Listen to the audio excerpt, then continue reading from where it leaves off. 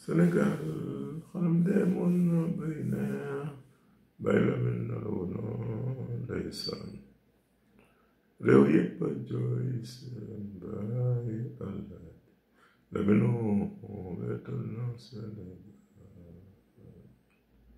ñuy fàttaliku démb rek di fàttaliku démb ñu rey ay wéykaay ñoom Lamine Gueye ñu moo di ja nañuy fàttaliku ñooñu waaye coow lii ma gis day du coow assemblée nationale du coow Malick Ndiaye dafa expliqué lu leer nañ man dama doon dama sa wax mais nag mënul ñàkk yow député bu ñu daan fay dañu jox indemnité teg ko si di 900,000 muy million bu manqué ñaar fukki junni par weer ndax amuloo oto boo xoolee loolu juróomi at yi dafay nekk juróom fukki million ak ñeent bu jëlee juróom fukki millions yi jënd ko oto jox la ñu bàyyi indemnité bi te yow oto bi boo fi jugee assemblée garde ko ba benn député bu ñëwee mën koo continuer lu jël jëndaat oto mais loolu c'est économique moo ñu lay fay bu ba fi jugee keneen ñëw ñu koy fayaat lu gën a économique ba noppi député daañu yor ay oto dem xëy suba xëy na paan naa dépense naa 500,000 indi facture ne assemblée fayal mu fay kii jël oto ni concessionnaire bi dinaa oto bi moo koy garanti ñetti at yoo xamante ni bu paane yaa koy defar yaay defar kii yaay defar yépp loolu du xéwal te député bi daañu yor oto ba section bi jeex président la jël oto bi yóbbaale may la lépp nga yóbbu am na ñoo xam ne ñu fa def ñaari wala ñetti am nañ pratiquement ay ñetti oto ak ñeent ndax yàgg nekk député loolu tegu fan tey ñi ñëw dindi loolu ni dañuy benn oto wax bu ñu ko loo joxee même bu seeree boo leen ko fi bàyyi loolu du nga neex te député dañu am oto bu njëkk en 2012 ak 2017 yëpp député dañu am oto ñëpp ku ne dana am oto bi ñëwee 2022 bi ballottage am ñi am 82 députés pouvoir am 83 ndax Pape Diop mu leen fekk waaye ji xam ni 82 bu ñu leen bàyyi ki oto ñu dugg àll bi ba élection yi ñëw présidentielle day daanu ndax campagne mu leen koy jox indemnité loolu rek a waroon coow mais député yàgg naa am oto te dafa am oto bu baax nag député ñu ko war a jox gëddëm ndax li mu yàlla dafa diis waaye nag loolu warul tax député aussi lu la neex nga wax dafa am say nawle yoo nekkal seq ak ñoom looy génne si biir waxtaan ko ñu wax póotum biir ba pare soo ko génne député aussi du lu la neex bind ko seen oral déedéet ak muru école bu daanu fële doo war a bind ministre loolu da ngay dem seeti maire commune ba mu réparé mur bi wala nga seeti benn bari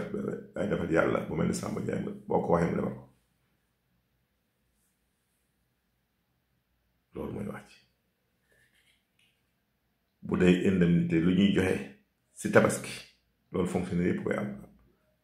bu la ko dee jox di la ko dagg lu normal la nii noonu te it ay député dëggal nañ loolu am na ñu déglu ñu wax kon nañu bàyyi lu jarul coow def ko coow Moustapha Guirassy ba mu boo ko yàlla tere de yàgg na ko xool ay jaar-jaaram nekk ministre Abdoulaye Wade nekk fi député maire bari jaar-jaar kooku sant na yàlla bu yàgg te nekkoon directeur campagne président de la République bii Fallou moo taxoon son directeur campagne dañ ko delloo njukkal te gërëm ko sant ko mi ngi def liggéey bu mucc ayib ci éducation bi fi mu nekk nii bu ngeen fàttali ko bi élection yi jigee mën naa am bis ma ne leen day li ñu ma woon si gént dina am daal ñii ma gis nii bu ñu faloo ay coppite dina am si éducation bi loolu junjoon naa ko dina bari lu bëri ñu modifié njàng bi loolu junjoon naa ko ba mën xool sama ancien bi lu leen ko gis mais ñii ñu si yoon ñuy liggéey de nañ leen may jàmm may leen aafiyee ñu liggéey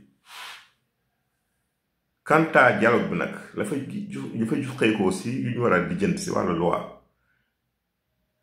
bindaawe du noonu de dafa am ay légiste ñuy war a gis ay légiste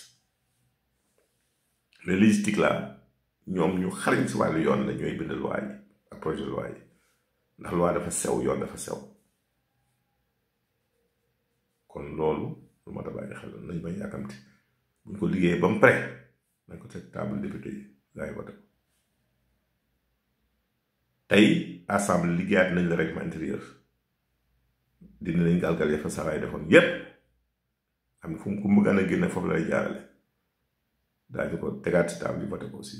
assemblée yeesal loolu mooy rôle député foog nga ñu xaar député waaye du la neex rek ku la neex attaqué du noonu loolu day wàññi sa daraja da tax ñëw la ginnaaw ndax kat su lëkk lekkee alam na ko gën a coy te kenn fi nag muy Ousmane Sonko ku fi fal si barke mooy faloo leen bàyyi xel toujours si loolu nañ leen rafetal li ma leen wax barki démb te xam ne ñii fi nekk day fi ñu teg seen tànk bu ñu ko fi teggiwul daañu fi yàgg incha allah rabbi man maa si yaakaar te sama xel dal na si ñoom waaye li ma gisul doy na ma kon yàlla na yàlla wéral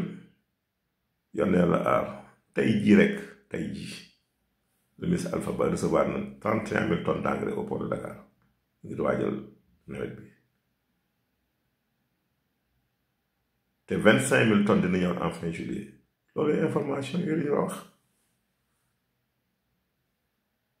nañu ñaan yàlla amtul nawet bi incha allah lépp dina baax sama gars yi jërëjëf.